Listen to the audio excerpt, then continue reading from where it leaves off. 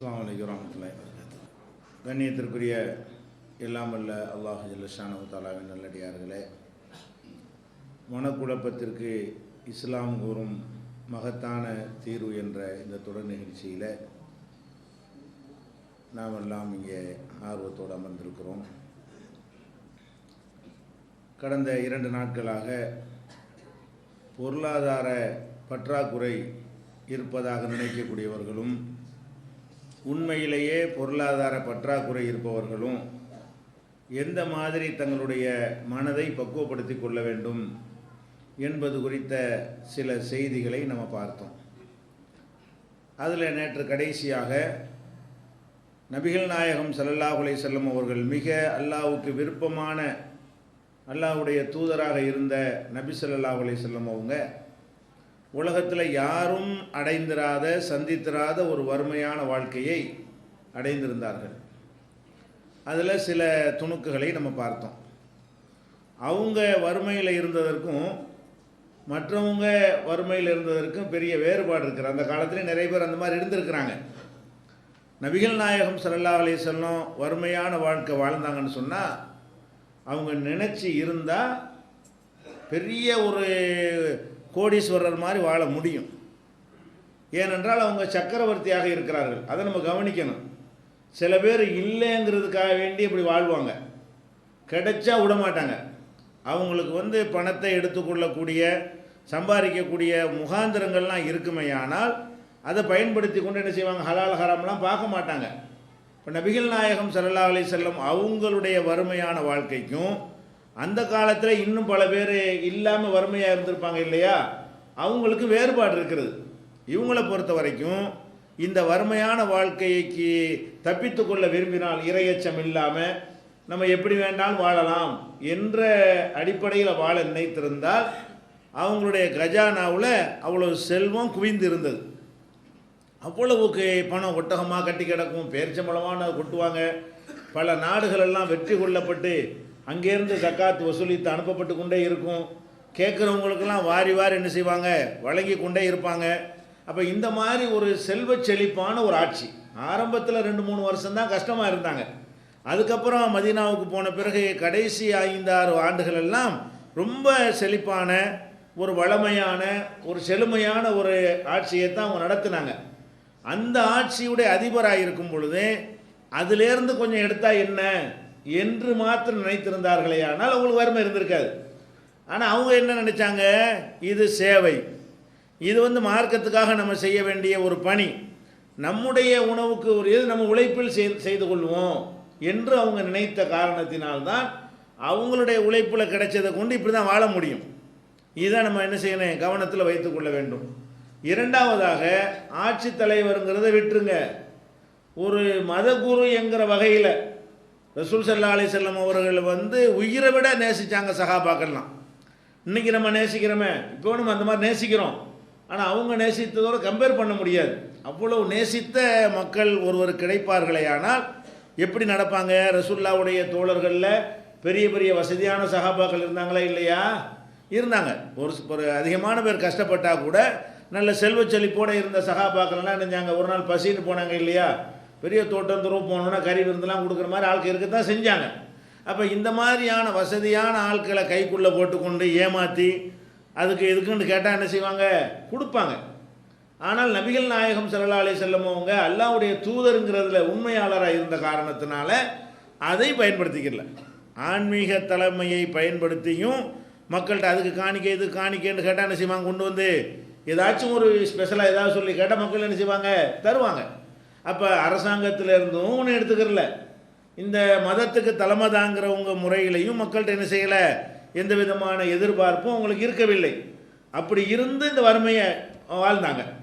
நம்மெல்லாம் இன்றைக்கி இல்லைங்கிறதுக்காக வறுமையான வாழ்க்கை வாழ்வோமே தவிர, வறுமையிலேருந்து தப்பிக்கிறதுக்கு ஒரு சின்ன ஒரு வழி கிடைச்சுன்னு வைங்க, அது ஹராமாகவே இருக்கட்டும், அதை பற்றி கவலைப்பட மாட்டோம். நம்ம கிடைக்கலைங்கிறதுக்காக வேண்டி இருக்கிறத கொண்டு நாங்கள் வாழ்வோம்னு நினைக்கிறோம். அப்போ நம்ம என்ன நினைக்கணும், நபிகள் நாயகம் ஸல்லல்லாஹு அலைஹி வஸல்லம் இந்த வறுமை உலகத்தில் எவனுக்கு வந்திருந்தாலும் சரி அவன் தடம் மாறி விடுவான். வாசலெல்லாம் திறந்து வச்சுக்கிட்டு இருக்கும்போது ஸ்டடியாக நிற்கிறாங்க. எப்படி வேண்டாலும் பணத்தை திரட்டி உலகத்தில் பெரிய பணக்காரர் என்று ஆக முடியுமா என்றால் முடியும். அரண்மனையை கட்டி கொள்றவனா கேட்க முடியுமா? அப்படி தானே ராஜாக்கள்லாம் வாழ்ந்தாங்க. நீச்சல் குளத்தை கட்டி கொண்டா யாராவது கேள்வி கேட்க முடியுமா? யாரும் கேட்க மாட்டாங்க. உலகம் பூரா அப்படி தான் நாட்டில் ராஜாக்கள்லாம் இருந்தாங்க. அண்டையில் பக்கத்தில் பாரசீக நாட்டில், இத்தாலி ரோம் நாட்டில் எல்லாம் நினைஞ்சாங்க. கைசரு, கிசரா, ஹெர்குலிஸ் போன்ற மன்னர்கள் எல்லாம் அங்கே சுற்றி ஆட்சியில் இருந்தாங்க. அவங்களுடைய கோட்டை கொத்தளங்கள், அது மாதிரி சேவகர்கள், தங்க சிம்மாசனம், தங்க செருப்பு, அது மாதிரியான தங்கத்திலேயே தூண்கள், தங்கத்திலேயே இழைக்கப்பட்ட சுவர்கள், வேலைப்பாடுகள், ஆடைகள், ஆபரணங்கள் எடுத்துக்கிட்டிங்கன்னு சொன்னால் அது எல்லாத்தையுமே அவங்களுக்கு உண்டாக்கி கொள்வார்களே. ஆனால் ராஜாண்ட அப்படி தான் இப்போ இருக்கணும், மன்னர்னா அப்படி தான் இருப்பாங்கன்னு சொல்லி எல்லாரும் ஏமாளியாக இருந்தான். உலகமே என்ன செஞ்சான்? ராஜாவுடைய மன்னருடைய இந்த விதமான ஆடம்பரத்தையும் அதை தனக்குரிய பெருமைன்னு நினச்சிக்கிட்டு இருந்தானே தவிர, ஏமாத்திற்கு செய்கிறாங்க பெருமைன்னு நினச்சிக்கிட்டு இருந்தானே தவிர அதை ஒரு சுரண்டல் என்று மக்கள் என்ன செய்யலை, புரிந்து கொள்ளவே இல்லை. அந்த காலத்தில் ஒரு சக்கரவர்த்தியாக இருந்து, ஒரு ஆன்மீக தலைவராக இருந்து அரண்மனையில் வசித்தாங்களா, வாயில் காப்பனை வச்சுருந்தாங்களா, என்னென்ன மாதிரியெல்லாம் இருக்க முடியும், அப்படிலாம் இருக்கலை. அப்போ இந்த வறுமை எப்படி நீங்கள் பார்க்கணும்னு கேட்டால், கொஞ்சம் இறையச்சத்தை அப்படி ஓரம் கட்டிவிட்டு ஒரு ஸ்டெப்பு எடுக்க தயார் என்று சொன்னால் வறுமையான வாழ்க்கை உங்களுக்கு இல்லை. அப்போ முழுக்க முழுக்க இறையச்சம் சார்ந்த வாழ்க்கை இருந்த காரணத்தினால தான் அந்த வறுமைக்கு அவங்க என்ன செஞ்சாங்க, சகித்து கொண்டும் பொறுத்து கொண்டு இருந்தார்கள். இன்றைக்கி பல பணக்காரர்களாக இருக்கிறவங்க எடுத்துக்கிட்டீர்களே ஆனால், அதிகமான செல்வந்தர்கள் எடுத்துக்கொண்டீர்களே ஆனால் 95% முறைகேடாக சம்பாதித்தவங்க இருப்பாங்க.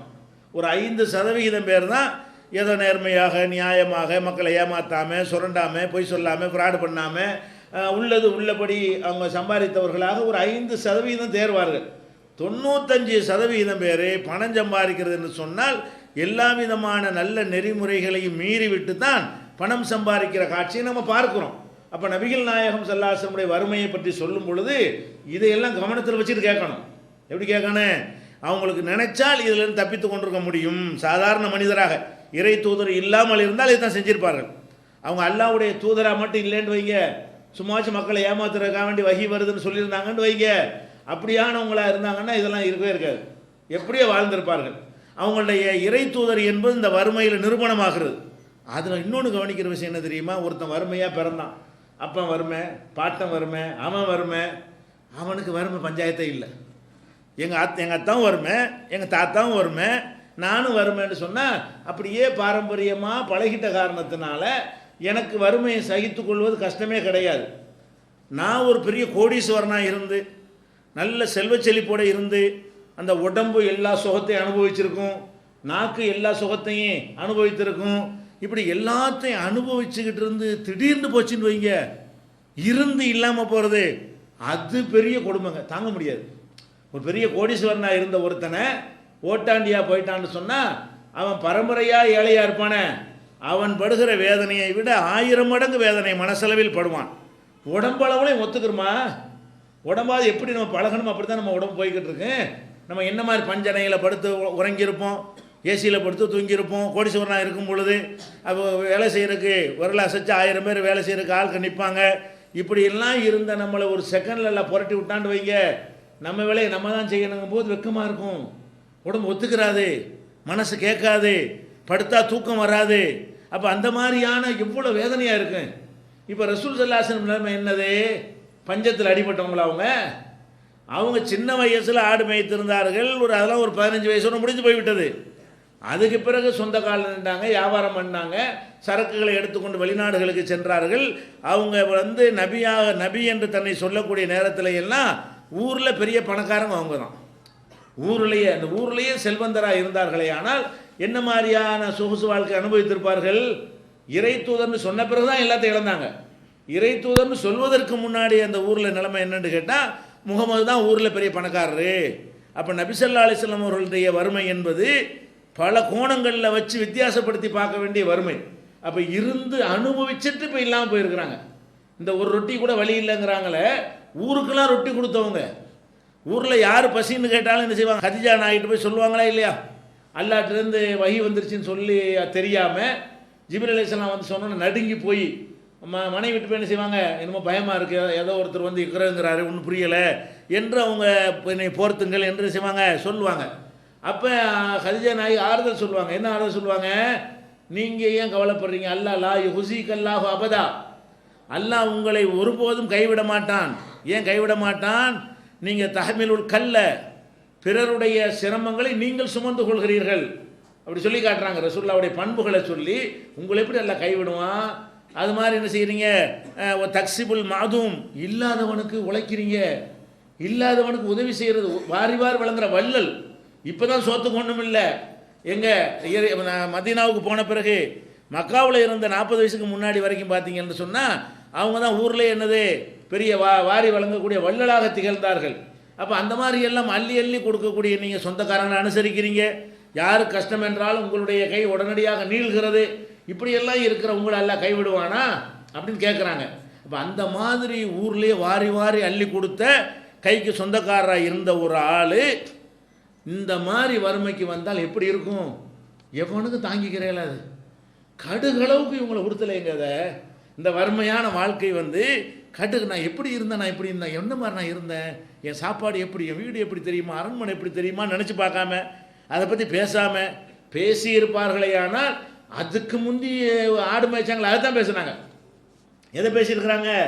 நான் சின்ன பிள்ளை இருக்கும் ஆடு மேய்ச்சி ஆள் தரப்பாண்டு அதுக்கு முந்தி உள்ள நிலையத்தான் நினைத்து பார்த்தார்களே தவிர, நான்லாம் மக்காவில் இருக்கும் எப்படி இருந்தேன் தெரியுமா, எத்தனை சட்டை ஒரு நாளைக்கு போடுவேன் தெரியுமா, என் வீட்டுக்கு எத்தனை ரூமு தெரியுமான்னு பேசியிருக்கலாம்ல. அப்படி ரசூலுல்லாஹ் பேசியிருந்தால் அனைத்துக்கும் ரெக்கார்டாக இருக்கா இல்லையா? அப்படி ஒரு வார்த்தை எடுத்துக்காட்ட சொல்லுங்கள். அவங்களுடைய எல்லா பேச்சுக்களும் என்ன செய்கிறது, ரெக்கார்டாகி உலகத்தில் யாருடைய பேச்சும் இப்படி ரெக்கார்டு செய்யப்படவில்லை. அவங்களுடைய ஒவ்வொரு அங்க அசைவுகள் வரைக்கும் ரெக்கார்டு செய்யப்பட்டிருக்கிறத அவங்க ஒரு நாளாவது எப்படி இருந்த நான் இப்படி இருக்கிறேன்னு சொல்லியிருப்பாங்கன்னு காட்டுங்க பார்ப்போம். எப்படிலாம் இருந்தாங்க ஒரே ஒரு நாளாவது, என்னுடைய உடை எப்படி, என்னுடைய உணவு எப்படி, நான் வாழ்ந்த வாழ்க்கை எப்படி, எனக்கு வேலை செய்ய பேர் எத்தனை பேர் இருந்தார்கள், கைகட்டி வேலை பார்த்தார்கள், எங்கள் வீட்டில் எத்தனை பேர் வேலைக்காரன் தெரியுமா, இதெல்லாம் இந்த வறுமையில் வந்து அதை பற்றி நினச்சி கூட பார்த்தாங்களா, சொல்லவா செஞ்சாங்களா, இடிஞ்சியாவது உட்கார்ந்துருந்தாங்களா? அப்போ என்ன வறுமை வந்துருச்சுன்னு நீங்கள் தலங்குறீங்க. உங்களுக்கெல்லாம் வறுமை பத்தலைங்கிறீங்களே, என்ன பத்தலை?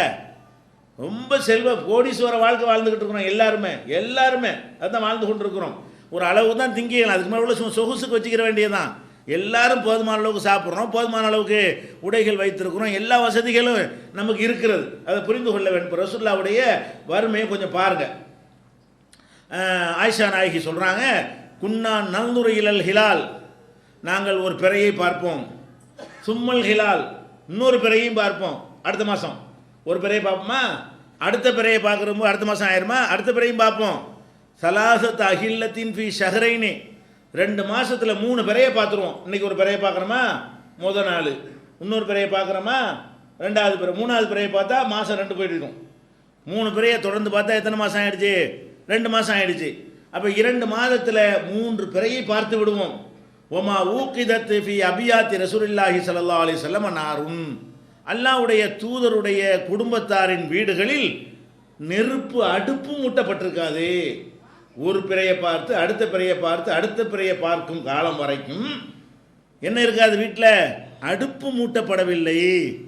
அடுப்பு மூட்டலன்னு சமைக்கலை, சமையல் செய்யாத உணவுகள். சில நேரங்களில் 2 மாதங்களுக்கு வீட்டில் சமையல் இல்லை.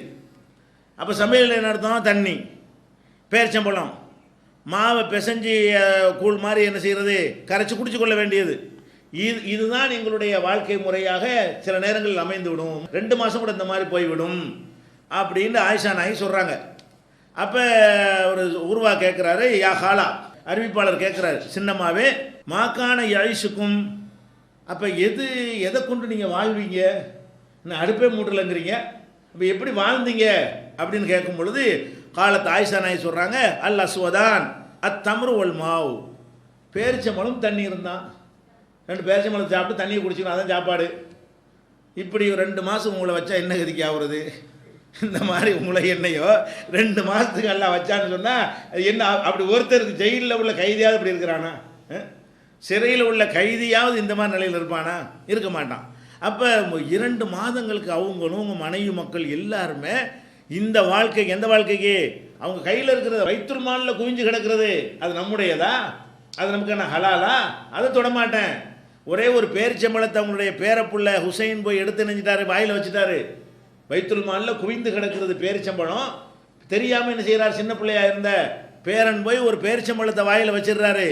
அப்போ துப்ப சொல்லி விரலை வாய்க்குள்ளே விட்டு அந்த பேரிச்சம்பழத்தை எடுத்து போட்டுட்டு, பேரனே, நமக்கும் எனக்கும் இந்த என்னுடைய குடும்பத்தாருக்கும் இந்த ஜக்காத்து பொருள்கள் ஹலால் இல்லை என்று உனக்கு தெரியாதா? இதெல்லாம் நம்ம சாப்பிடக்கூடாதுன்னு உனக்கு தெரியாதா?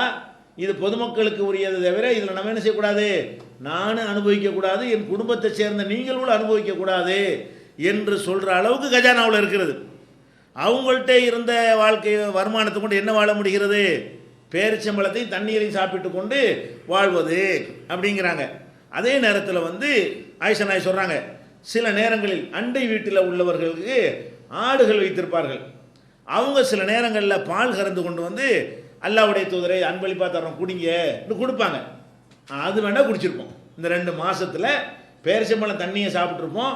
அது இல்லைன்னா என்ன செய்வோம், அண்டை பக்கத்து வீட்டுக்காரங்க என்ன செய்வாங்க, ஆட்டு பண்ணையிலேருந்து கொஞ்சம் ஆடு பால் கறந்து கொண்டு வந்து கொடுப்பாங்க. அதை கறந்து நாங்கள் அதை வந்து வாங்கி சாப்பிட்ருக்குறோம் என்று ஆயிஷா நாயகி அவர்கள் சொல்கிறார்கள். இது வந்து புகாரியில் 2567, 6459. இது அப்படி உருப்போட்டு பாருங்கள். நம்ம நல்லா இருக்குமா இல்லை? என்ன இங்கே உங்களுக்கு கீழே உள்ள ஆளுகளை பார்க்க சொன்னோம், கீழே உள்ள ஆளுலாம் கூட பார்க்க வேணாம், மேலே உள்ள ஆளை பாருங்கள். உலகத்துக்கெல்லாம் மேலே உள்ள ரசூல் ஸல்லல்லாஹு இருக்காங்களே அவங்கள போய் பாருங்கள். உங்களுக்கு கீழே உள்ள ஆளை பார்க்காட்டா கூட அது அவங்களோட நம்ம எவ்வளோ பரவாயில்லை, அல்லாஹ்வுடைய ரசூலை விட எவ்வளோ சிறப்பான வாழ்க்கை வாழ்கிறோம். துன்யா விஷயத்தில், உலகத்தை அனுபவிக்கிற விஷயத்தில் நபி ஸல்லல்லாஹு அலைஹி வஸல்லம் அவர்கள் 1,00,000 மடங்கு மேலே வாழ்ந்துக்கிட்டு எப்படி குறை சொல்கிறது? 1,00,000 மடங்கு சிறப்பான வாழ்க்கை அல்லாஹ் தந்திருக்கும் பொழுது எனக்கு அல்லாஹ் ஒன்றும் தரலன்னு எப்படி சொல்லுவீங்க? எப்படி நினைப்பீங்க? அதுக்கே நீங்கள் மனக்குழப்பத்துக்கு ஆளாகிறீங்க. இதுதான் மேட்ரு. சிம்பிளாக எடுத்துகிட்டு போயிட வேண்டியதுதான். அல்லாஹ் தந்தால் அனுபவிக்க வேண்டியது இல்லையா, அல்ஹம்துலில்லாஹ்னு போய்கிட்டே இருக்க வேண்டியது. இது ஒரு பொருட்டாக எடுத்துக்கிற கூடாது, அதை வழங்கி கொள்ள வேண்டும். சஹலுங்கிறவங்க சஹாபி சொல்கிறாங்க, ரசூல் ஸல்லல்லாஹு அலைஹி வஸல்லம் அவங்க சல்லடை இருக்குல்ல, சல்லடைனா என்ன, கோதுமையை அரைச்ச உடனே திருகையில் தான் இப்படி அரைக்குவாங்க. இந்த ரைஸ் மில்லு இந்த மாதிரி மாவு மில்லாம் அப்போ கிடையாது. அப்போ என்ன செய்வாங்க, திருகையில் போட்டு கோதுமையை போட்டு இப்படி சுற்றுவாங்க. சுற்றணுன்னு என்ன செய்யும், அது கொஞ்சம் நொறுக்கி தூளாக்கி தரும் பொழுது அதில் அப்படி சலிச்சாங்கன்னு சொன்னால் மெல்லிய மாவுகள்லாம் கீழே வந்துடும், பெருசாக உள்ளதெல்லாம் மேலே கிடந்துடும். இந்த மெல்லிய மாவை கொண்டு என்ன, மெல்லிய மாவுன்னா நம்ம மெல்லிய மாவுலாம் கிடையாது, இப்போ விற்கிறாங்களே கடையில் மாவு, அந்த மாதிரிலாம் கிடையாது. அந்த காலத்தில் அது மெல்லிய மாவுங்கிறாங்க, அதெல்லாம் நம்மளாம் எடுத்தால் திங்கவே மாட்டோம். அந்த மாதிரியான மாவு வரும். அப்போ சல்லடையில் சலித்து சாப்பிடுவாங்க இல்லையா? அது சொல்கிறாங்க ரசூல் செல்லம் ரசூலுல்லாஹி ஸல்லல்லாஹு அலைஹி வஸல்லம் முன்குலன் கத்து, நபி ஸல்லல்லாஹு அலைஹி வஸல்லம் அவர்கள் சல்லடையை யூஸ் பண்ணதே கிடையாது. சல்லடையை சலிச்சு அப்படி நாக்கு ருசியாக மிருதுவாக மென்மையான ரொட்டி, நம்ம மாவு வாங்குறதா கூட என்ன செய்கிறோம், ரொம்ப மென்மையாக இருக்குது, பல தடவை அரைக்கப்பட்டதாக இருக்குதுன்னு சொல்கிறோமே, அந்த மாதிரி மாவை போய் நம்ம தேர்ந்தெடுத்து வாங்குகிறோம். அந்த காலத்தில் இந்த மாதிரிலாம் அரைக்கவே இயலாது. முதல்ல அந்த காலத்தில் இந்த கருவியை கொண்டு இந்த மாதிரி பட்டு போலமெல்லாம் அரைக்க முடியுமான்னு அரைக்க முடியாது. அப்போ ரசூல் ஸல்லல்லாஹு அலைஹி வஸல்லம் வந்து அவங்க சொல்கிறாங்க, அப்போ எப்படி நீங்கள் வந்து கோதுமை, அதுவும் தோல் கோதுமையில் 2 இருக்கிறது. ஒன்று தோல் நீக்கப்பட்ட கோதுமை, இன்னொன்று தோலோடு உள்ள கோதுமை. இப்போ நெல் அரிசி மாதிரி, இப்போ நெல் இருக்குல்ல, நெல் வந்து தோலோடு உள்ளது, அரிசிங்கிறது தோல் உரிக்கப்பட்டது. ஆனால் நெல்லை வந்து நெல்லையே போட்டு அரைச்சி மாவை திங்க முடியாது. ஆனால் கோதுமையை பொறுத்த வரைக்கும் அப்படியும் மாவாக்கிடுவாங்க. எதை, அந்த தோலோடு உள்ள கோதுமையும் மாவாக்கிடுவார்கள். தோல் நீக்கப்பட்ட கோதுமை என்ன செய்வாங்க, மாவாக்குவாங்க. அது ஃபஸ்ட்டு குவாலிட்டி, இது 2வது குவாலிட்டி. அந்த தவிடோடு சேர்ந்து வரும் வழங்குதா. நெல்லை போட்டு தவிடோடு மாவோடு அரைச்சின்னா உள்ளே இறங்காது. கோதுமை தவிடு வந்து அப்படி கிடையாது, வலுவல் நல்கிட்டு போயிடும். அந்த தோலை வலுவல் இருக்கிறதுனால என்ன செய்யும், அந்த தவிடு வந்து பெரியதாக இருக்கு, ஆனால் ருசி கொஞ்சம் குவாலிட்டி கம்மின்னு நினைக்குவாங்க. அப்போ அவர் கேட்குறாரு, ஆமாம் எல்லாம் தோல் கோதுமை தானே இருந்துச்சு, தோல் நீக்கப்பட்ட கோதுமைலாம் கிடையாது, அப்போ அதை வச்சு எப்படி நீங்கள் சல்லடை இல்லாமல் சாப்பிட இயலு அப்படின்னு கேட்குறாரு. அதுக்கு அவங்க சொல்கிறாங்க, நாங்கள் குன்னா நத்தானு, நாங்கள் வந்து திருகையில் போட்டு என்ன செய்வோம், அரைக்குவோம். அரைச்சோன்னா ஒன்னன்ஃபகு, திருகையில் அரைச்சிட்டு ஊதுவோம். ஊதுன உடனே இந்த தோல் இருக்குல்ல, தோலாக இருக்கலாம் கொஞ்சம் பறந்துடும், ஊதுனோன்னு பறந்து விடும். இப்போ எத்தீர் மாத்தார, பறக்க வேண்டியெல்லாம் பறந்துடும். ஒமா பக்கிய எஞ்சியதை சர்ரை நாகு, தண்ணியில் போட்டு குழச்சி இப்போ அக்கல் நாகு சாப்பிட்ருவோம். இதுதான் அப்போ தோல் நீக்கப்படாத கோதுமையில் இதுதான் ரசூல் ஸல்லல்லாஹு அலைஹி வஸல்லம் வாழ்க்கையாக இருந்து சலித்து சாப்பிட்டோம்னா என்னவாயிரும், 2 கிலோ கோதுமை செலவு வர்றது 4 கிலோ செலவாகும். 2 கிலோ கோதுமையை நீங்கள் தோல்லாம் ஈக்கிட்டு எடுத்தீங்கன்னா 1 கிலோ ஓடி போயிருமில்ல, அதில் 1 கிலோ தானே மிச்சமாகும். அதையெல்லாம் கணக்கு பண்ணி என்ன செய்கிறாங்கன்னு கேட்டால், தோலோடு போடு, பெரிய தோல்லாம் ஓடட்டும், அதுக்கு மேலே முன்னப்படி தான் பரவாயில்ல, தோலோடு சாப்பிட்டு போயிடுவோம். இப்படியான ஒரு வாழ்க்கையை நபி ஸல்லல்லாஹு அலைஹி வஸல்லம் வாழ்ந்தாங்கன்னா இப்போ நம்ம யோசிச்சு பார்க்கணுமா இல்லையா? இந்த பணம் வந்து நம்மளை மன அழுத்தத்தை வருமா? பணம் பத்தலைங்கிற காரணத்துக்காக வேண்டி இதை மனசில் ஒருத்தர் நினைத்து கொண்டாரையானால் உலகமே போட்டு இந்த சோத்துக்கு வழி இல்லாத ஒரு ஆளை என்ன செய்கிறது, அகில உலகமும் போட்டுக்கிறது. நம்ம தான் புகழ்னு எடுத்துக்கொண்டாலும் அவங்களுக்கு நிகரான புகழ் யாருக்கும் இல்லை, ஆனால் சாப்பாட்டுக்கு வழி இல்லை. இதை என்ன செய்கிறோம், புகாரியில் 5413வது ஹதீஸில் பார்க்குறோம். இது சமைச்சு சாப்பிட்ற விஷயம், நெருப்பு சமைச்சு சாப்பிட்றதுக்கு வழியே இல்லை. அதே நேரத்தில் வயிறு நிறைய சாப்பிட்றதுன்னு இருக்கு இல்லையா, வயிறார சாப்பிடுவது என்பது, வயிறார சாப்பிடுதல் என்பது அவங்க வாழ்க்கையில் தொடர்ச்சியாக 3 நாளைக்கு சாப்பிட கிடைக்காதான். ஒரு நாளைக்கு ஒரு நேரம் சாப்பிட்டோம்னு சொன்னால் அடுத்த நாளைக்கு அரை வயிற்றுக்கு தான், அதுக்கு அடுத்த நாளைக்கு அரை வயிற்றுக்கு தான், அதிகபட்சமாக 2 நாளைக்கு முழு வயிறு கிடைக்கும். ஒவ்வொரு 3 நாளைக்கும் 2 நாளைக்கு தான் வயிறு நிறைய சாப்பிடுவோமே தவிர 3 நாள் தொடர்ச்சியாக வயிறு நிறைய சாப்பிட்டோம் என்பது அல்லாஹ்வுடைய தூதருக்கும் அவங்களுடைய குடும்பத்தாருக்கும் இருந்தது இல்லை என்று மாஷபி ஆளு முகமதின் ஸல்லல்லாஹு அலைஹி வஸல்லம் நபி ஸல்லல்லாஹு அலைஹி வஸல்லம் குடும்பத்தினர்கள் முந்து கதிமல் மதீனத்தை, மதீனாவுக்கு வந்தது முதல், அதுக்கு முந்தி ராஜ வாழ்க்கை, மதீனாவுக்கு வருவதற்கு முன்னாடி வரைக்கும் என்னது ராஜ வாழ்க்கை தான். அவ்வளோ செல்வ செழிப்போடு இருந்தார்கள். மதீனாவுக்கு ஹிஜ்ரத்து செய்து வீசநகையும் வெறுங்கையுமா தானே வர்றாங்க, எல்லாத்தையும் போட்டுட்டு.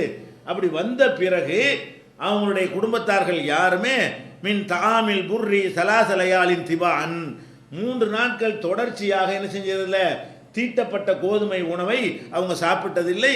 ஹத்தா குபில மரணிக்கும் வரை 10 வருஷ காலம், மதீனாவுக்கு வந்ததில் இருந்து மரணிக்கும் வரைன்னா எத்தனை வருஷம், 10 வருஷமாக 3 நாளைக்கு வயிறார சாப்பிடல. ஏதோ ஒரு மாதத்தில் 3 நாள் கணக்கு கிடையாது, ஒட்டுமொத்த 10 வருஷ வாழ்க்கையில் எடுத்துக்கிட்டு எந்த ஒரு 3 நாள் எடுத்தாலும் அதில் ஒரு நாளாக சாப்பிடாமல் இருந்திருப்பாங்க, அல்ல அரை வயிற்றுக்கு சாப்பிட்ருப்பாங்க, ஒரு நாள் சாப்பிடாமல் இருந்திருப்பாங்க, இல்லைன்னா அரை வயிறு சாப்பிட்ருப்பாங்க. வயிறு நிறைய நல்ல சாப்பாடு சாப்பிடுவது என்பது தொடர்ச்சியாக 3 நாளைக்கு எங்களுக்கு கிடையாது என்று அவங்க மனைவிமார்கள் அறிவிக்கிறாங்கன்னு சொன்னால், அவங்க மனைவிமார்கள் தான் எப்படி பக்குவப்பட்டிருக்கிறாங்க, அவங்க குடும்பத்தினர்கள்லாம் எப்படி பக்குவப்பட்டிருக்கிறாங்க, அவங்களும் ரசூல் ஸல்லல்லாஹு அலைஹி வஸல்லம் எப்படி பக்குவப்பட்டிருக்காங்கன்னு பார்க்கணும்.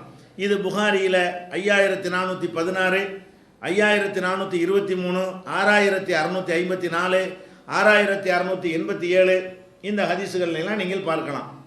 அதே மாதிரி ஆடு இருக்கிற, ஆட்டு அறுத்த பிறகு ஆட்டுடைய கால் இருக்கும்ல, ஆட்டுடைய கால், அந்த காலில் கீழே உள்ள அந்த குழம்பு இருக்கும்ல, 2 வெடித்து போனது, காலில் நடக்கிறக்கா என்ன செய்யும், காலுடைய அடிப்பாகம் 2ஆக வெடித்த பகுதி இருக்கும்.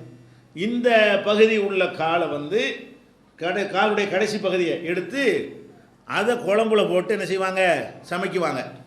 சமைச்சா 15 நாளைக்கு பிறகு அதை எடுத்து நாங்கள் சாப்பிடுவோம்.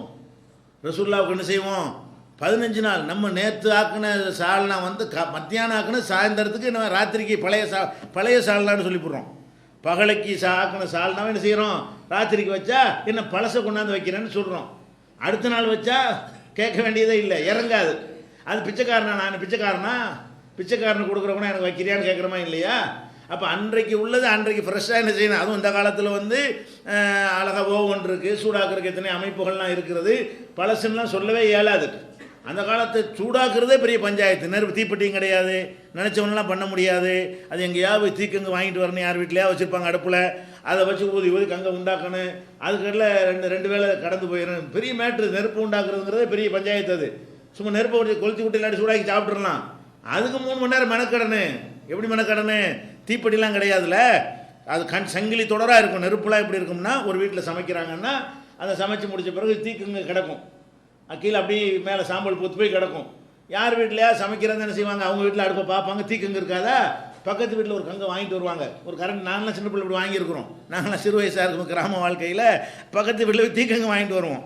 அதை கொண்டு வச்சு ஊதி ஊதி என்ன செய்கிறது, பேப்பர் பேப்பர்லாம் வச்சு ஊதி பிடிக்க வச்சு, அப்புறம் ஓலையை வச்சு, அப்புறம் விறகு வச்சு, இப்படி எல்லாம் செஞ்சு தீ உண்டாக்குவாங்க. அதனால தான் நெருப்பு மூட்டலை. ஆயிஷா நான் ஆச்சரியமாக உங்களுக்கு நீங்கள் நெருப்பு மூட்டுற பெரிய விஷயமா, மாவை குழச்சி திங்கிறதுக்கு நெருப்பு மூட்ட வேண்டியதானே, பசிக்குது, இது நெருப்பு மூட்டிச்சுன்னா 3 மணி நேரம் தாங்குமா, இப்போ பசிக்குதுன்னு நினைச்சா குடிச்சிட்டு அதனால தான் மூட்டலையாம். என்ன கிடைக்குதோ உடனே சாப்பிட்றதுனால நெருப்பு மூட்ட முடியலைங்கிறாங்க. அப்போ அந்த மாதிரி என்ன செய்கிறதுன்னா, இந்த குழம்பு வைக்கிறாங்க இல்லையா, காலுங்கிறது உள்ளதில் மட்டம், அந்த காலை குழம்பு வச்சு அப்படி இருக்கும் 15 நாள் வரைக்கும். அதையே தண்ணி ஊற்றி சூடாக்கி அதையே என்ன செய்வாங்க, சூடாக்கியும் சூடாக்காமலும். அந்த காலத்தில் கெட்டும் போகாது. இந்த காலையெல்லாம் கிளைமேட் நாசமாக்கி விட்டாங்க, காற்று எல்லாம் மாசம் ஆயிடுச்சுன்னு வைங்களேன். அப்போ அந்த மாதிரியான முறையில் 15 நாளுக்கு பிறகு நாங்கள் ரசூல் ஸல்லல்லாஹு அலைஹி வஸல்லம் என்ன செய்வோம், அதை எடுத்து வைக்குவோம் அப்படின்னு ஆயிஷா நாய் சொல்கிறாங்க. அப்போ கேட்குறாங்க, மா இல்தர்றக்கும் இலைக்கு, இந்த அளவுக்கு உங்களை நெருக்கடிக்கு ஏன் தள்ளுனுச்சு, என்ன காரணம், ஏன் இப்படியா வச்சிங்க 15 நாளைக்கு வச்சு, ஒரு குழம்பு 15 நாளைக்கு யூஸ் பண்ணுவாங்க, இந்த மாதிரி நிலைக்கு நீங்கள் ஆளா, நீங்கள் எதுக்கு இப்படி செஞ்சீங்க கேட்கும் பொழுது அப்போ அவங்க சிரிக்கிறாங்க, வரும் தெரியாத இருக்காருன்னு. நாங்கள் என்ன மாதிரி வாழ்க்கை வாழ்ந்தோன்னு தெரியாமல் ஆயிஷா என்ன செய்கிறாங்க, ஒரு சிரிப்பு சிரிச்சிட்டு சொல்கிறாங்க, நபி ஸல்லல்லாஹு அலைஹி வஸல்லம் அவர்கள் குழம்புடன் கூடிய ரொட்டியை 3 நாட்கள் சாப்பிடுவதில்லை. மாஷபி ஆளு முஹம்மதின் மின் ஹுபுசின் மஅதூமின், குழம்போடு சேர்ந்த ரொட்டியை சலாசத் ஐயாமின் 3 நாட்கள் சாப்பிட்டது கிடையாது. ஹத்தா லஹுக்கல்லா, அல்லாவை போய் சேரும் வரை, மரணிக்கும் வரை அவங்க சாப்பிட்டது. என்ன தெரிஞ்சுக்கிட்டு நீ பேசுகிறேங்கிறாங்க. என்ன சாப்பாடு எங்களுக்கு இருந்துச்சு. அப்போ 15 நாள் குழம்பையெல்லாம் நம்ம கற்பனை பண்ணி பார்க்க முடியுமா? 15 நாள் சென்ற குழம்பை வைத்து நான் சாப்பிட்டேன்னு சொல்லக்கூடிய ஒரு ஆளை காட்டுங்க பார்ப்போம். ஒரே ஒரு ஆள் உலகத்தில், பிச்சைக்காரன் கூட நேற்று உள்ள வாங்க மாட்டேங்கிறான். அவன் வாங்கி தான் அவனே என்ன செய்கிறான், என்ன பழைய சால்னா போடுறீங்க, புதுசாக இருந்தால் கொடுங்க அப்படின்னு கேட்குற அளவுக்கு இன்றைக்கி நம்ம நாக்கெல்லாம் மாறி போயிருக்கிறது.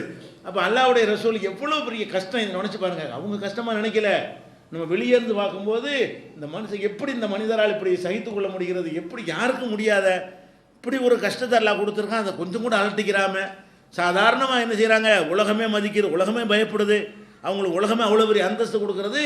வீட்டுக்குள்ளே பார்த்தா இதான் நிலைமை. அதை நம்ம பார்க்குறோம். இது புகாரியில் 5423வது ஹதீஸில் நம்ம பார்க்குறோம். அதே மாதிரி அனஸ் ரலியல்லாஹு சொல்கிறாங்க. இதில் ஒரு வேடிக்கை என்ன தெரியுமா, அனஸ் ரலியல்லாஹு அவர்கள் ரசூலுல்லாஹ்வுக்கு ஊழியர். ரசூல் ஸல்லல்லாஹு அலைஹி வஸல்லம் ஜனாதிபதியாக இருக்கிறதுனால அனஸ் யாரை, ரசூலுல்லாஹ்வுக்கு வேலை வெட்டி செய்கிறவங்க. வேலை வெட்டி செய்கிறவங்களுக்கு முதலாளி என்ன செய்யணும், சம்பளம் கொடுக்கணும். இங்கே என்னடான்னு கேட்டால் வேலை வெட்டி செய்கிறாரு பாருங்க, அவர் பரிதாபப்பட்டு அம்மாட்ட போய் சொல்லி வீட்டில் போய் சொல்லி ஏதாவது வாங்கிட்டு வருவார். இவர் தான் வேலைக்காரரு. என்ன செய்வார், ரசூலுல்லாஹ் பாவமாக இருக்குமா, சாப்பிட்டு 3 நாளாச்சு, அவங்க வயிறுலாம் ஒட்டி போயிருக்குமா, ஏதாவது கொடுங்கம்மான்னு சொல்லி செய்வார். வீட்டில் போய் இவர் போய் அனசு போய் என்ன செய்வாராம், அவங்க வீட்டில் சொல்லி அபூ தல்ஹாட்ட சொல்லி உம்மு சுலைமுட்ட சொல்லி ஏதாவது வாங்கிட்டு ரசூலுல்லாஹ்வுக்கு கொடுக்குற பல சந்தர்ப்பங்களில் நடந்திருக்கிறது. ஒரு தடவை சொல்கிறாரு, நான் பல தடவை அந்த மாதிரிலாம் கொண்டாந்து கொடுத்துருக்குறேன். ஒரு தடவை ரசூல் ஸல்லல்லாஹு அலைஹி வஸல்லம் கொடுக்க இங்கே போனால் அங்கே வீட்லேயும் ஒன்றையும் காணோம். அவங்களுக்கும் ரொம்ப பசியாக இருக்கிறாங்க. நான் என்ன செஞ்சேன்னு கேட்டால், தீட்டப்படாத கோதுமை, தொலி கோதுமை இருக்குது இல்லையா, அதில் செய்யப்பட்ட ரொட்டியையும் நீண்ட நாட்கள் கொழுப்பு இருக்கும்ல, மிருக கொழுப்பு, ஆட்டு கொழுப்பு, அந்த இறைச்சிலேருந்து கொழுப்பை தனியாக எடுப்பாங்க. அந்த கொழுப்பை எடுத்து வைத்து அதை உருக்கி எண்ணெயாக என்ன செய்வாங்க, பயன்படுத்திக்கிடுவாங்க. அந்த மாதிரி கொழுப்பு அதிக நாள் ஆன காரணத்தினால் அதனுடைய வாடையெல்லாம் மாறி போச்சு. கொழுப்புக்குன்னு ஒரு வாடை இருக்கும்ல, நெய் இருக்குது, நெய்க்குன்னு ஒரு வாடை இருக்கும், தேங்காய் எண்ணெய்க்குன்னு ஒரு வாடை இருக்கும், நல்லெண்ணெய்க்குன்னு ஒரு வாசம் இருக்கும். நல்லெண்ணெய்ங்கிறீங்க மோந்து பார்த்தா அந்த வரலன்னா கெட்டு போச்சுன்னு அர்த்தம். நல்லெண்ணெய்ங்கிறீங்க கலராக இருக்குது, மூக்கு கிட்ட கொண்டு போனால் அந்த எள்ளுடைய வாடை வரணும்ல. தேங்காய் எண்ணெய் அதுக்குன்னு உள்ள ஸ்மெல் வரணுமா இல்லையா? தேங்காய் எண்ணெய் உண்ணாந்து தரம் வச்சா என்ன செய்யலை, பச்சை தண்ணி மாதிரி தான் இருக்குது, ஒரு ஸ்மெல் வரமாட்டேங்குது. அப்போ என்ன அர்த்தம், அது கெட்டு போச்சுன்னு அர்த்தம். அப்போ அந்த மாதிரி வாடை முழுசும் நீங்கி விட்ட கொழுப்பு என்று சொல்ல முடியும். அப்படின்னா கொஞ்சம் நாளாயிடுச்சுன்னு அர்த்தம், நாட்பட்டன்னு அர்த்தம். நாட்பட்ட உருக்கிய கொழுப்பையும் கொஞ்சம் ரொட்டியும் கொண்டு நான் ரசூலுல்லாஹ் கொண்டு நான் கொடுத்துருக்குறேன். ஊழியர் சொல்கிறார், ரசூல் ஸல்லல்லாஹு அலைஹி வஸல்லமுடைய பசியை பார்த்து விட்டு வீட்டில் போய் நாட்பட்ட கொழுப்பு தான் இருக்கிறது. அந்த கொழுப்பு எதுக்கு, அதை உருக்கி அதில் தொட்டு சாப்பிட்டுக்கிறது. அப்போ தீட்டப்படாத கோதுமையிலிருந்து உள்ள ரொட்டியையும் கொழுப்பையும் கொண்டு நான் கொடுத்துருக்கிறேன் ரசூல் ஸல்லல்லாஹு அலைஹி வஸல்லத்துக்கு என்று அனஸ் ரலியல்லாஹு சொல்லுகிறார். இது ஒரு தடவை இல்லை, பல தடவை செஞ்சிருக்கிறார். இவர் சம்பளத்துக்கு வேலை பார்க்கல. இல்லை, உம்மு சுலைம் என்ன செஞ்சாங்க, மகனை கொண்டு அல்லாஹ்வுடைய தூதர், நீங்கள் வந்துட்டீங்க, என் பிள்ளைய நீங்கள் முழுசாக அவரை பயன்படுத்திக்கிறங்க, எந்த வேலைனாலும் அவர் செய்வார், நல்லபடியாக அவரை வச்சுக்கிறங்கன்னு சொல்லிட்டு விட்டு போயிட்டாங்க. வீட்டில் தான் சாப்பிடுவார். ரசூலுல்லாஹ்வுக்கு சேவை செய்கிறது, பணிவிடை செய்கிறது, என்ன வேலைனாலும் கூப்பிட்ட வேலைக்கு ஒரு ஆள் வேணுங்கிறதுக்காக கொண்டு விட்டுட்டு வந்தாங்க. அந்த மாதிரி இருக்கும் பொழுது நடுத்தரமான வசதி உள்ளவங்களும் கூட, அபூ தல்ஹாட்ட தான் குதிரை தோட்டம் கிட்டம் எல்லாமே வசதியாக இருக்கும். ஏதாவது அவசரம்னா அவர்கிட்ட குதிரையை வாங்கிட்டு ரசூலுல்லாஹ் என்ன செய்வாங்க, பறந்து போவாங்க. அவருக்கு எதிர்த்தாப்புல மஸ்ஜித் நபவிக்கு எதிர்த்தாப்புல பெரிய தோட்டம் இருந்துச்சு. அதில் போய் தான் தண்ணிலாம் நல்ல தண்ணி இருக்கும் போய் குடிச்சிட்டுலாம் வருவாங்க. கொஞ்சம் ரெஸ்ட் எடுக்கிற மாதிரி என்ன செய்கிறது, ஒரு கிளைமை நம்ம பீச்சுக்கு போகிறோம்ல, அந்த மாதிரி ரசூல் ஸல்லல்லாஹு அலைஹி வஸல்லம் என்ன செய்வாங்க, பள்ளிவாசல் எதிர்த்தாப்புல இருக்கிற அபூ தல்ஹாவுடைய தோட்டத்தில் போய் இருப்பாங்க. கொஞ்சம் வசதியான ஆள் தான் அனஸ் ரலியல்லாஹு. அவரை கொண்டு இங்கே விட்டாங்க. இதுக்காக வேண்டி அல்லாஹ்வுடைய தூதருக்கு சேவை செய்யணும், நன்மை கிடைக்கணும், சம்பளத்துக்கு வேலைக்கு விடலை. அதனால தான் இவர் அவங்களுக்கு பரிதாபப்படக்கூடிய ஒரு நிலைமையெல்லாம் இருந்திருக்கிறது. இது புகாரியில் 2069, 2508 ஆகிய ஹதீஸ்களில் பார்க்கலாம். அதே மாதிரி ஒவ்வொருத்தரும் நம்ம எடுத்துக்கொண்டோமே ஆனால் கிராமங்கள்லாம் பார்த்தீங்கன்னா ஒரு வருஷத்துக்கு தேவையான எல்லாமே வீட்டில் இருக்குங்க. கிராமங்களில் நெல் வருமா, நெல்லை பூரா அறுத்து வச்சுருப்பாங்க, ஒரு வருஷத்துக்கு போதும். ஒரு வருஷத்துக்கு எத்தனை மூட்டை நமக்கு தேவைன்னு வைத்து கொண்டு மீது உள்ளதான் விற்பாங்க. ஒரு 50 மூட்டை நமக்கு வருஷத்துக்கு தேவை என்று சொன்னால் 50 மூட்டை நெல்லை வைத்து விடுவார்கள். 100 மூட்டை உற்பத்தியானால் 50 தான் விற்பாங்க. அதே மாதிரி உளுந்து பயிரிடுவார்கள் கிராமங்களில். தேவையானது வீட்டில் உளுந்து வருஷத்துக்கு பூரா இருக்கும். அடுத்த வருஷம் உற்பத்தி ஆகுறதுக்கு எவ்வளோ வேணும்னு கணக்கு பண்ணி அதை வீடுகளில் வைத்திருப்பார்கள். புளிய வருஷத்துக்கு வைத்திருப்பார்கள். எல்லா பொருள்களுமே ஒரு வருடத்திற்கு தேவையான அளவுக்கு வைத்திருப்பாங்க. யார்? அந்த விவசாய நிலம் வைத்திருக்கக்கூடிய மக்கள்லாம். அன்றாட கூலிக்கு போகிறவங்க கூட என்ன செய்வாங்கன்னு கேட்டால் ஒரு மாதத்துக்கு தேவையானதை வைத்திருப்பார்கள். கூலியாக வாங்கிட்டு நெல் புல்லாம் வீட்டில் சேமித்து வைத்திருப்பார்கள். இப்போ நம்ம டவுன் வாழ்க்கையில் என்ன பார்க்குறோம், ஒரு மாதத்துக்கு தேவையான மொத்தமாக வாங்கி போடுறோம். ஒன்றாந்தேதி வந்துச்சுன்னா என்ன செய்கிறோம், ஒரு மாதத்துக்கு என்ன சம்பளம் வாங்குறோமா, காசாக வச்சுருந்தா காலியாகி போயிடும். மொத்தமாக அரிசி வாங்கி போட்டு தான் சரியாக வரும். ஒரு மாதத்துக்கு எவ்வளோ அரிசி, எவ்வளோ புளி, எவ்வளோ எண்ணெய், எவ்வளோ பருப்பு, எவ்வளோ மற்ற சாதனங்கள் எல்லாம் வாங்கி வச்சிடறோம். அப்போ யார் வீட்டில் போனாலும் அதிகமான பேர் வீட்டில் ஒரு மாதத்துக்கு உள்ளது இருக்கும். இன்றைக்கெல்லாம் போய் பார்த்தீங்கன்னு சொன்னால் பறக்கத்தான் இருக்கும். 4ஆம் தேதி 5ஆம் தேதி தானே ஆகுது, 25ஆம் தேதிக்கு போனால் என்ன செய்யும், காலி டப்பா கிடக்கு, அந்த மாதிரிலாம் இருக்கும். அப்போ அந்த மாதிரி எல்லாம் வீடுகளில் பொருள்களை என்ன செய்வோம், வச்சுருப்போம். ரசூல் ஸல்லல்லாஹு அலைஹி வஸல்லம் உடைய மனைவிமார் சொல்கிறாங்க, ரசூலுல்லாஹ்வுடைய குடும்பத்தார்கிட்ட ஒரு மரக்கால் கோதுமை ஒரு நாளும் வீட்டில் இருந்ததில்லை. ஸ்டாக் வச்சுருப்போம்ல, ஒரு மரக்கால் கோதுமை வீட்டுக்குள்ளே இருக்குமான்னு பார்த்தீங்கன்னா ஒரு மரக்கால்ன்ற கூட விளங்க சரியான அளவு கிடையாது. கை நிறைய அழுறோம்ல, இது எவ்வளோ இருக்குன்னு கணக்கு பண்ணிக்கிறங்க. இது மாதிரி 4 மடங்கு, இது எவ்வளோ இருக்குங்க, 1/2 கிலோ இருக்கும், 2 கிலோ. இப்போ மொத்தம் ஒரு சாதாரண தான் 2 கிலோ தானியம் கூட கோதுமையோ வேறு எந்த ஒரு தானியமோ ரசூலுல்லாஹ்வுடைய வீட்டில் இருந்தது இல்லை. எந்த நேரத்துலையாவது போய் ஒரு 5 கிலோ அரிசி இருக்குமான்னு கேட்டால் உங்கள் வீட்டில் இருக்குமா இல்லையா? எல்லா 1ஆம் தேதிக்கு கேட்டால் எல்லா வீட்லேயுமே இருக்கும். 1ஆம் தேதிக்கு போட்டு 5 கிலோ அரிசி இருக்குமான்னு என்ன செய்யும், இருக்கும். அப்போ ரசூலுல்லாஹ்வுடைய வீட்டில் போய் 2 கிலோ கோதுமை இருக்குமான்னு கேட்டால் எந்த ஒரு தேதியிலும் இருந்திருக்காது. எந்த ஒரு தேதியிலையும் இருந்ததில்லை. மௌத்தாகிற வரைக்கும் ஸ்டாக் வைக்க இருந்தால் எந்த பஞ்சாயத்து 3 நாளைக்கு ஒருக்கா சாப்பிட்ற பஞ்சாயத்து எதுக்கு வருது? அப்போ அப்படிங்கிறத காட்சியை பார்க்குறோம். அது புகாரியில் 2508, 2069 ஆகிய ஹதீஸ்களில் பார்க்குறோம். இதெல்லாம் நபி ஸல்லல்லாஹு அலைஹி வஸல்லம் அவர்கள்ட்ட உள்ள வறுமைக்கு சில உதாரணங்கள், உணவு பற்றாக்குறைக்கு உள்ள உதாரணங்கள். இதை விட ரசூல் ஸல்லல்லாஹு அலைஹி வஸல்லம் அவங்க என்ன செய்வாங்கன்னா வீட்டுக்கு வருவாங்க. தகல அலையன் நபி ஸல்லல்லாஹு அலைஹி வஸல்லம் தாத்த யௌமின். ஆயிஷா நாய் சொல்கிறாங்க, ஒரு நாள் என்னுடைய வீட்டிற்கு ரசூல் ஸல்லல்லாஹு அலைஹி வஸல்லம் வந்தாங்க. வந்தோன்னே ஃபக்கால ஹல் இந்தக்கும் செய்யும், ஏதாச்சும் இருக்குதா, சாப்பிட இருக்கான்னு கேட்டாங்க. தொழுதுட்டு சுபு தொழுதுன்னு என்ன செய்கிறாங்க, வர்றாங்க, ஏதாவது சாப்பிட்றதுக்கு இருக்கான்னு கேட்குறாங்க. பொக்குள்னாலா, ஒன்றுமே இல்லை, மனைவி வீட்டை போகிறாங்க, மனைவியே சாப்பாடு சமைச்சு கொடுக்கத்தான் மனைவி நினச்சிக்கிட்டு இருக்கிறோம், கொடுத்தா தான் சமைக்க முடியும். இவங்க ஒன்றுமே கொடுக்கல, வீட்டில் ஏதாவது இருக்கான்னு கேட்குறாங்க, ஒன்றும் இல்லை. அப்போ ரசூல் ஸல்லல்லாஹு சொன்னாங்க, இப்போ இன்னி இதன் சாயிமுன், அப்போ நான் நோன்பு வச்சுக்கிறேன், இன்றைக்கு நான் நோன்பு அப்படின்ட்டாங்க. அதாவது நோன்பு வைக்கிறதுங்கிறது இரவில் தான் முடிவு செய்யணும். இப்போ ரமலான் நோன்பு வைக்கிறதா இருந்தால் காலையில் சாப்பிடாமல் இருந்துட்டு ஒரு காலையில் 10 மணியை போல் இன்றைக்கி நோன்புன்னா செல்லாது. ரமலானுக்கு மட்டும் கடமையான நோன்புகளை பொறுத்த வரைக்கும் அந்த சுபுகு நேரத்துக்கு முன்னாடியே நான் நோன்பு வைக்கிறேன்ட்டு மனசில் முடிவு செஞ்சிடணும். கிடைக்கலங்கிறதுக்காக நோன்பு வைக்கிறதுங்கிறது கடமையான நோன்புக்கு பொருந்தாது. கடமையான நோன்பு என்ன செஞ்சாவனே, நீங்கள் இஷ்டத்துக்கு வைக்கலையா, அல்லாஹ்வுல கடமையாக்கியிருக்கிறான். அதனால் கடமையான நோன்பாக இருந்தால் சஹர் நேரம் முடியுது இல்லையா, வாங்க சொல்கிறாங்க இல்லையா, அந்த நேரத்துக்கு முன்னாடியே இன்று நான் நோன்பு நோக்கிறேன், இன்றைக்கு நான் நோன்பாளி என்று மனதில் நியத்து எண்ணம் வைத்து கொண்டீர்களே, ஆனால் தான் நோன்பு செல்லும்.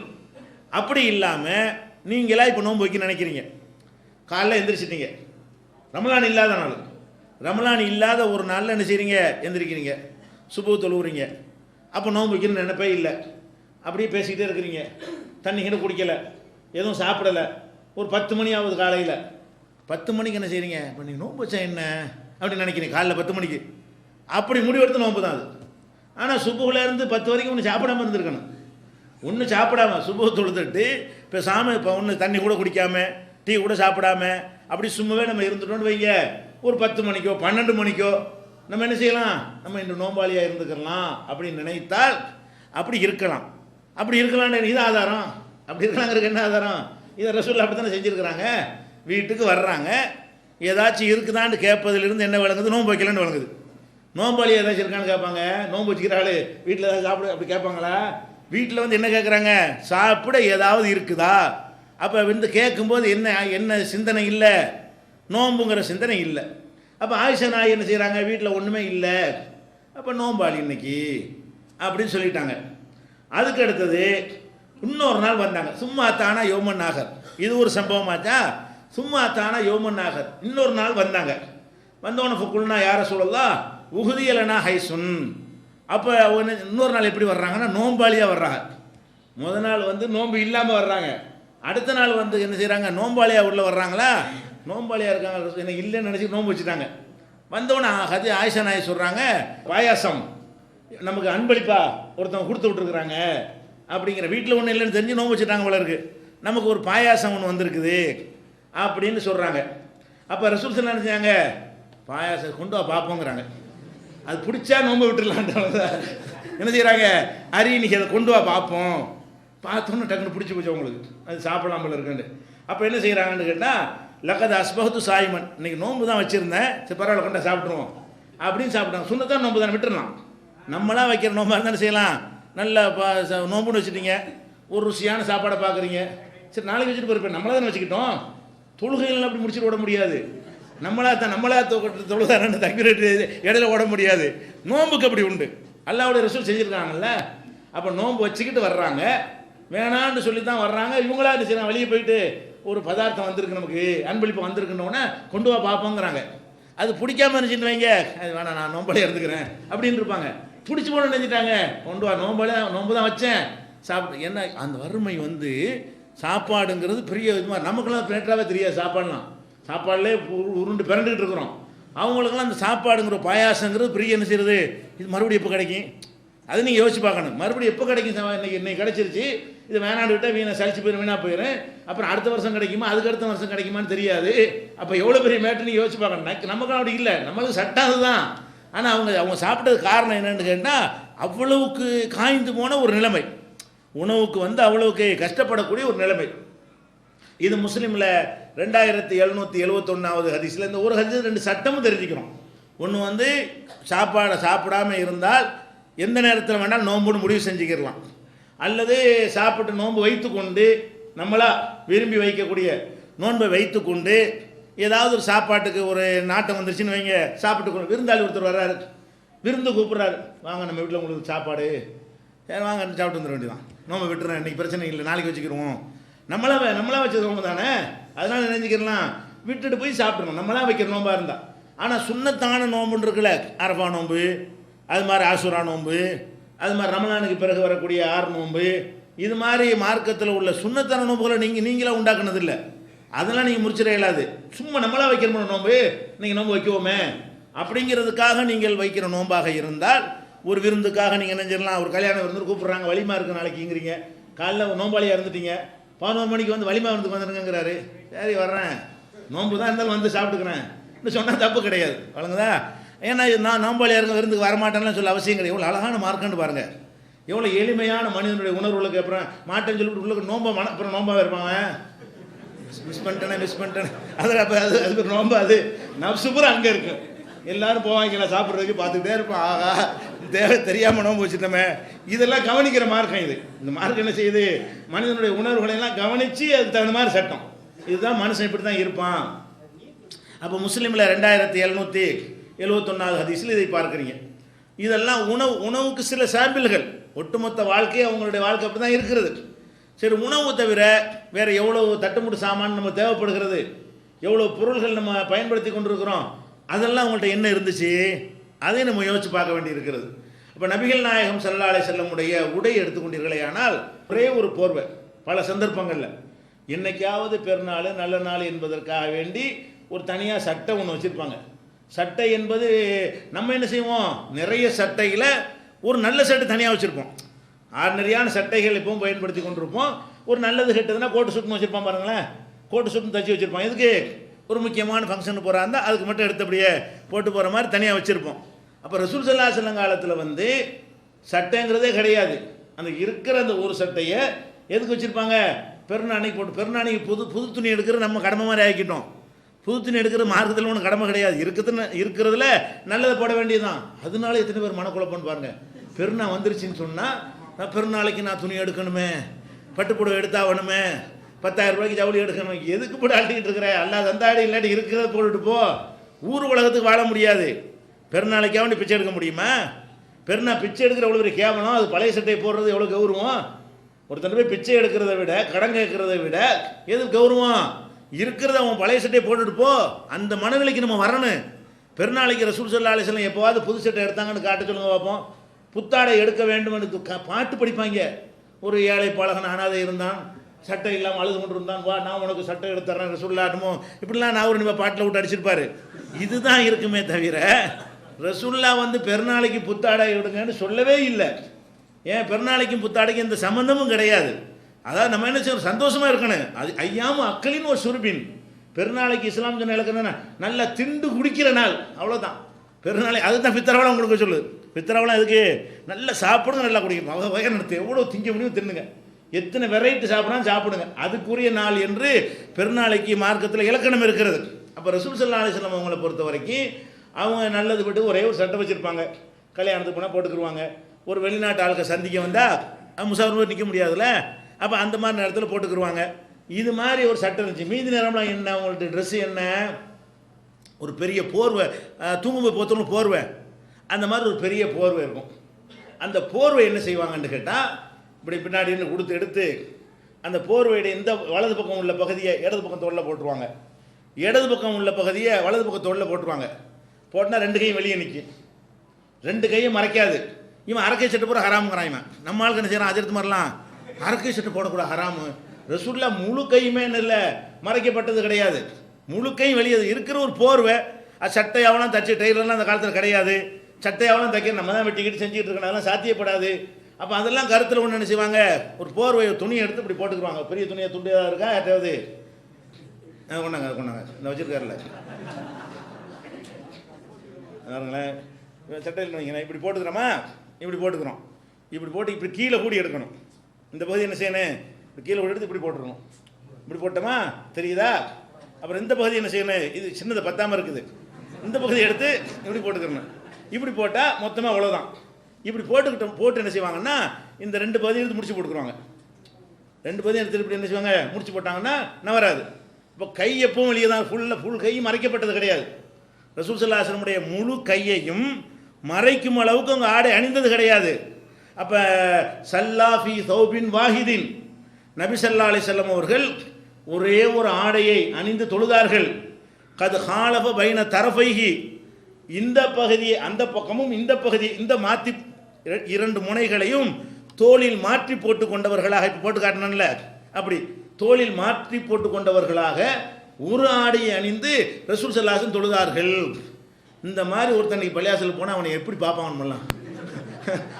இப்படி ஒரு முசாஃபிர் ஏன்டா சட்டையா அவனுக்கு கேட்பான் இல்லையா? அப்போ அல்லாஹ்வுடைய ரசூல் சக்கரவர்த்தி அல்லாஹ்வுடைய ரசூலுடைய ட்ரெஸ் என்னவா இருந்தது? இது எப்படிப்பட்ட வறுமை நீங்கள் நினைக்கிறீங்க? இது புகாரியில் பார்க்கும்போது கண் கலங்குது. எப்படி ரசூல் ஸல்லல்லாஹு அலைஹி வஸல்லம் எப்படி இதெல்லாம் சகிச்சுக்கிட்டு இருந்தாங்க அவங்க?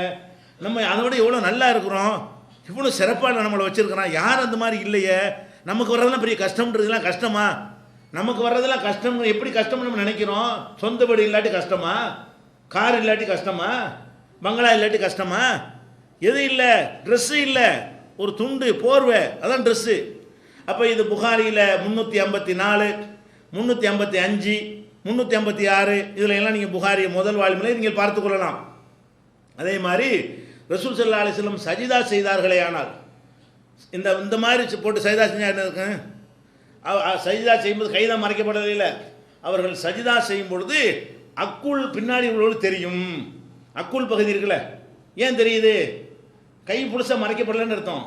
அவர்கள் தொழுதார்களே ஆனால் காண இதா சல்லா, அவர்கள் தொழும் பொழுது ஃபர்ரஜை பைன எதைஹி, 2 கைகளையும் சஜிதாவில் இருக்கும் விரிப்பார்கள்ல, சஜிதாவில் இருக்கும்போது விரிக்கணும், விழாவில் ஒட்டாமல் அப்படி லேசாக விரிக்கும் பொழுது அவங்க ஹத்தா எபுதோ பயாவு இபுத்தைஹி, அவங்களுடைய 2 அக்குளும் பின்னாடி உள்ளவங்களுக்கு தெரியும் அளவுக்கு அவங்க விரிப்பார்கள் சட்டத்தை சொல்வதற்கு வருது. இந்த ஹதீஸை வந்து ஒரு சட்டமத்துக்காக சொல்லுவாங்க. நமக்கு வறுமையும் அதில் அடங்கியிருக்கிறது. இதெல்லாம் வேறு நோக்கத்துக்கு அந்த ஹதீஸ்கள் பதிவு பண்ணி வச்சுருக்கிறாங்க. ஆனால் இதில் என்ன வழங்குறது? என்னடா இது தொழுவும் போது அக்குள் தெரிகிறதுங்கிறது எவ்வளோ பெரிய ஒரு முண்டா பணியம் போட்டு ஒருத்தன் தெருவில் நின்று அவனை எப்படி பார்ப்போம் நம்மளாம்? அப்போ என்ன ஒரு கைப்பணியம் போட்டுக்கிட்டு போனாலும் ஒரு மாதிரியாக பார்ப்பாங்களே. நம்ம சட்டையை விட்டுருவோம், சட்டைக்கு உள்ள பனியன் போட்டிருக்கிறோம், பனியன் உள்ள வரைக்கும் என்ன செய்யும், கை வச்ச பனியனாக இருக்கும், டிஷர்ட் மாதிரி. அதை போட்டு போனால் அங்கே பாரு மரியாதைலாம் போகிறான், டிஷர்ட் போட்டு போகிறான், பனியன் போட்டு போகிறான்னு சொல்கிறோம். அல்லாஹ்வுடைய ரசூலுடைய ட்ரெஸ் என்னவா இருந்தது? சரி, நம்ம நாகரீகத்துக்கு பழகிட்டோம், சரி இருந்துருப்போங்க. ஆனால் அது இப்படி நமக்கு ரசூல் ஸல்லல்லாஹு அலைஹி வஸல்லம் இந்த மாதிரி இல்லையே. அதை விட நல்லா இருக்கிறீங்கள நீங்கள், அதை விட பல மடங்கு சிறப்பாக தானே இருக்கிறீங்க. இந்த ஹதீஸை நீங்கள் புகாரியில் 290லையும் 807வது ஹதீஸ்லையும் நீங்கள் பார்க்கலாம். அதே மாதிரி ஒரு மனிதருடைய சொத்துக்கள் எல்லாம் எதை விட்டுட்டு மௌத்தாகிறாரு அப்போ தான் பார்க்கணும். இல்லை சில பேர் சொத்துக்கு சேர்த்த மாதிரி இருப்பான், கடைசியில் பார்த்தா சாகும்போது பார்த்தா பயங்கரமாக கட்டில் கடியில் அவ்வளோ போச்சு வச்சுருப்பான். மெத்தையை தூக்குவாங்கல குளிப்பாட்டுறதுக்கு 1000 ரூபா கட்டுப்பட்டாக இருக்கும், இவ்வளையும் போட்டுக்கிட்டு சாப்பிடாமல் இருப்பான். சில பேர் பணத்தை என்ன செய்வான், சேர்த்து எதுக்கு சேர்க்குறான்னு தெரியல, பணத்தை சேர்ப்பான், பொண்டாட்டியும் கொடுக்காம பிள்ளைகளும் கொடுக்காம அது கட்டில் கடியில் போட்டு போட்டு போட்டு போட்டு சேர்த்து வச்சுருப்பான். கடைசியில் மண்டையை போட்டு என்ன செய்வாங்க, ஆளை கூட குளிப்பாட்டுருக்குன்னு பார்த்தா அவ்வளோ கட்டுக்கட்டாக உள்ள ஜாமான் தான் கண்ணை இல்லாமல் கட்டிலுக்கு எடுப்பாங்க. அப்போ இவ்வளவும் வச்சுருக்கிறான். இப்போ தான் தெரியுது என்னங்கிறது. அது வரைக்கும் இவனை பிச்சைக்காரன் நினச்சிட்டு இருந்தோம். இவன் செத்த பிறகு தான் தெரியும் ஒரு கோடீஸ்வரனாக இருந்திருக்காண்டு. உசுரோடு இருக்கிற வரைக்கும் இவன் வந்து ஒன்றும் இல்லாத நினைக்கிறோம். அப்போ நபி ஸல்லல்லாஹு அலைஹி வஸல்லம் அவர்கள் என்ன விட்டுட்டு போனாங்க, மௌத்தாகும் போது ஒரு மனிதருடைய என்ன ஆஸ்தி இருந்துச்சுன்னு பார்க்கணும்ல. எத்தனை வருஷம் பொது வாழ்க்கையில் இருந்திருக்கிறாங்க. அப்போ 40வது வயசில் ஆரம்பித்து 63 வருஷம், 23 ஆண்டுகள் அவங்க தான் தலைவர், அவங்க தான் சக்கரவர்த்தி, அவங்க தான் ஜனாதிபதி, அவங்க தான் அல்லாஹ்வுடைய தூதர், அவங்க தான் ஆன்மீக குருநாதர், எல்லாம் ஆளினால் அவங்க தான், அனைத்துக்கும் அவங்க தான். அந்த மாதிரியான ஒரு பொறுப்பில் வந்து சர்வ அதிகாரமிக்க ஒரு பதவியில் இருந்து மரணித்திருக்கிறார்கள். அவங்க மரணிக்கும் போது விட்டு சென்றதை பாருங்கள். மா தரக்க ரசூலுல்லாஹி ஸல்லல்லாஹு அலைஹி வஸல்லம் இந்த மௌத்திஹி, ரசூல் ஸல்லல்லாஹு அலைஹி வஸல்லம் அவர்கள் மரணிக்கும் பொழுது விட்டு சென்றது என்ன தெரியுமா? திர்ஹமன், வெள்ளிக்காசை விட்டு செல்லவில்லை. ஒரு வெள்ளிக்காசு வீட்டில் இல்லை.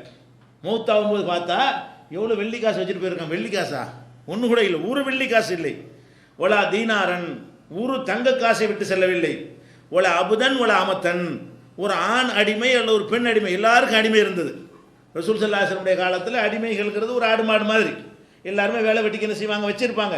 ரசூலுல்லாஹ்வுக்கு ஏதாவது அடிமை இருந்தாங்களா? இல்லை. அப்போ ஆண் அடிமை இருந்தது கிடையாது, பெண் அடிமை இருந்தது கிடையாது. ஒலா ஷையன், வேற எந்த ஒரு பொருளையும் விட்டு செல்லவில்லை. விட்டு சென்றது என்ன தெரியுமா?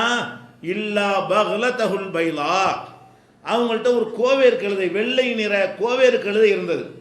கோவேறு கழுதைன்னா என்ன? கழுதைக்கு கொஞ்சம் மேலே, குதிரை கொஞ்சம் கீழே. குதிரை சைஸை விட கொஞ்சம் கம்மியாகவும் கழுதை சைஸை விட கொஞ்சம் அதிகமாகவும் உள்ளதுக்கு பேர் என்னது? கோவேறு கழுதைன்னு சொல்லுவாங்க. கழுதை மாதிரி காலை கட்டிக்கிட்டுலாம் இருக்காது. ஓரளவுக்கு நான் பிரயாணத்துக்குலாம் நல்லா போக முடியும். ஆனால் குதிரை அளவுக்கு ஃபாஸ்ட்டாலாம் பாஞ்செல்லாம் போகாது. சாதாரணமாக ஊர்களில் போகிறது கொள்றதுக்கு என்ன செய்யும், உதவக்கூடியது. அதனால் ரசூலுல்லாஹ் பிரயாணம் பண்ணுவாங்க. அக்கம் பக்கத்தில் போகிறது ஏதாவது தேவைகளாக இருந்துச்சுன்னா, அக்கம் பக்கம்னா என்ன 10 கிலோமீட்டர் அந்த காலத்து அக்கம் பக்கம், நமக்குலாம் என்னது நல்லா தூரமாக இருக்குது, டவுன் பஸ்ஸில் ஏற வேண்டியிருக்கு. இங்கேருந்து அடுத்த ஸ்டாப்புக்கு டவுன் பஸ் வேணும், நமக்கு நடந்து போக மாட்டோம். அப்போ அந்த மாதிரியான ஒரே ஒரு வெள்ளை நிற கோவேறு கழுதை விட்டுட்டு போனாங்க. மௌத்தா போகும்போது விட்டுட்டு போனதை சொல்கிறாங்க பாருங்க. என்ன விட்டுட்டு போனாங்க? ஒரு கோவேறு கழுதை. அதுக்கப்புறம் சிலாஹு, அவங்களுடைய ஆயுதங்கள். அல்லாஹ்வுடைய தூதர் வந்து போர்க்களத்துக்கு போகிறவங்க அவங்க சொந்தமாக ஆயுதம் வச்சுருக்கணும். அரசாங்கத்தில் பீரங்கிலாம் வாங்கி வச்சுருக்காங்க, அது மாதிரிலாம் இப்போ கிடையாது. யார் போகிறாங்களோ அவங்க தான் குதிரை வச்சுக்கிறணும், அவங்க தான் வாழ் வச்சுக்கிறணும், அவங்க தான் கேடயம் வச்சுக்கிறணும், ரசூலுல்லாஹ் கூப்பிட்டுன்னு வந்துடணும். அவங்கவுங்க ரிஸ்க் எடுத்து என்ன செய்வாங்க, அல்லாஹ்வுடைய பாதையில் போர் செய்வதற்காக வேண்டி யாரெல்லாம் அதுக்கு இராணுவ வீரர்கள் தனியாக கிடையாதுல்ல, அழைச்சா ஒடியாரணும், அதான் இராணுவ வீரர். அப்போ அழைச்சா ஒடியாரும்போது எல்லாரும் வச்சுக்கிற மாதிரி ரசூல் ஸல்லல்லாஹு அலைஹி வஸல்லம் அவங்கள்ட்ட வாள் இருந்தது, கேடயம் இருந்தது, கவசம் இருந்தது. ஏன்னா வீரர்களாக இருக்கிறவங்கள்ட்ட அது இருக்கும். ரசூல் ஸல்லல்லாஹு அலைஹி வஸல்லம் அவங்க வாள் சண்டையில் அந்த மாதிரி போடுவார்கள். அது மாதிரி நேரடியாக களத்தில் இறங்குவார்கள். போர்க்களத்தில் நின்றாங்கன்னு சொன்னால் அவங்கள வச்சு தான் மற்றவங்களாம் என்ன செய்வாங்க, தங்களை காத்துக்கொள்வார்கள். அப்படி வந்து அந்த மாதிரி வாள் சுழற்றுவதில் ரொம்ப திறமையானவர்களாக இருந்தார்கள். அதனால் அவங்கள்ட்ட ஆயுதங்கள் இருந்தது. மரணிக்கு விட்டு சென்ற ஒரு கோவேறு கழுதை ஒன்று, ஒரு வாள், கேடயம், தலையில் போடுற இரும்பு தொப்பி, இதெல்லாம் ஆயுதங்கள்ங்கிறது. இது இரும்பு சட்டை சங்கிலியால் போட்டிருப்பாங்க, வாழ்நாளை வெட்டுனா வெட்டுப்படாமல் இருக்கிறதுக்காக வேண்டி. அது மாதிரியான இரும்பு சட்டைகள் இதெல்லாம் என்ன செய்வாங்க இருந்தது. அவங்களோட ஆயுதத்தை விட்டுட்டு போனாங்களாம். ஆறுலன் ஜாலஹா சதக்கா. அதுக்கப்புறம் ஒரு நிலம் ஒன்று அவங்களுக்காக என்ன இருந்தது, ஒரு நிலம் ஒன்று அவங்க வாங்கியிருந்தாங்க. அதை என்ன செஞ்சாங்கன்னா மூத்தா போகும்போது இது வந்து பைத்துல் மாலில் சேர்த்துருங்க, சதக்கா குடும்பத்துக்கு கொடுக்க மாட்டேன், நான் விட்டு செல்ல எல்லாமே யாருக்கு சேர்ந்தது, அரசுக்கு சேர்ந்ததுன்னு சொல்லிட்டு போயிட்டாங்க. எந்த நிலத்தை அரசுக்கு சேர்ந்தது என்று ஒப்படைத்து விட்டு போனார்களோ அந்த ஒரு நிலம்னு ஒரு தோட்டம்னு வச்சுக்கிறீங்களேன். இதை தவிர வேற ஒன்றும் விட்டுட்டு போகல. 3 தான் அவங்க விட்டுட்டு போனது. என்ன வீட்டில் என்ன விட்டுட்டு போனாங்கன்னு சொன்னால், போட்டுக்கிற சட்டை வெட்டிலாம் அவங்க சொல்லலை. அது சட்டை வெட்டி எல்லாத்தையும் இருக்கத்தானே செய்யும், அந்த துணி போர்வை அதெல்லாம் இருக்கும், அந்த பாய் தலைவாணியெல்லாம் இருந்திருக்கும், அதை சொல்லலை. அது சொத்துன்னு சொல்லி ஒரு யூஸ் பண்ணுற மாதிரி சொத்துன்னு எடுத்துக்கொண்டீர்களே. ஆனால் ஒரு கோவேறு கழுத ஒன்று, ஆயுதம் ஒன்று, இது போக அந்த ஒரு நிலம், அந்த நிலத்தை என்ன செஞ்சிட்டாங்கன்னா சதக்கா பண்ணிட்டு போயிட்டாங்க. மரணிக்கிறதுக்கு முன்னாடி நினைச்சாங்க, நான் விட்டு சொல்கிறேன் எதுக்குமே என்னுடைய குடும்பத்தார் வாரிசு கிடையாது, பெரிய கோடி ரூபா விட்டு போகிற மாதிரி ஒன்றுமே இல்லை, இதை கூட குடும்பத்துக்கு கொடுக்க மாட்டேன்ட்டாங்க. விட்டுட்டு போகிறதுல இது கூட குடும்பம் யூஸ் பண்ணக்கூடாது, இது என்ன செய்கிறீங்க பைத்துல் மாலில் சேர்த்துக்கிறங்கன்ட்டாங்க. அப்போ இது வந்து புகாரியில் 2739, 4461, 5809, 3149, 6088 ஆகிய ஹதீஸுகளை எல்லாம் பார்க்குறோம். அப்போ நபி ஸல்லல்லாஹு அலைஹி வஸல்லமுடைய விட்டு போன சொத்துக்களை பார்க்கும் பொழுது என்ன இத்தனை வருஷம் என்ன சம்பாரிச்சாரு, என்ன யோசிச்சு பாருங்க. ஒரு மாத சம்பளக்காரனுக்கிட்ட கூட இதை விட அதிகமாக இருக்காது. ஒரு மாத சம்பளத்துக்கு வேலை பார்க்குறான்னு அவனுக்கு இதை விட அதிகமாக இருக்காது. தெருவில் பிச்சை எடுக்கிறான் அவனுக்கு இதை விட அதிகமாக இருக்குமாங்க.